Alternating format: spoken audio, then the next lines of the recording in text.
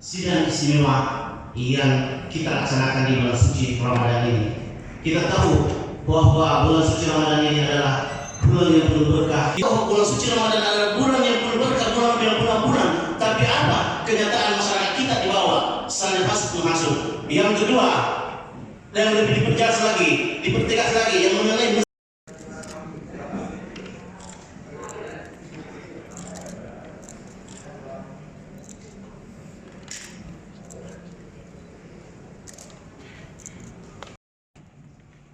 saya cuma mau ingatkan pemerintah kota.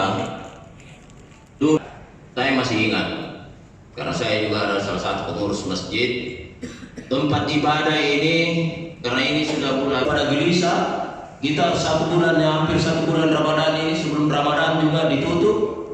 Makanya saya ingatkan wali kota, jangan sampai sebentar lebih duluan setelah Lebaran ini lebih duluan THM dibuka daripada masjid. Saya ingatkan. Jadi kalau jangan, karena masyarakat sekarang sudah tidak mempercayai lagi pemerintah.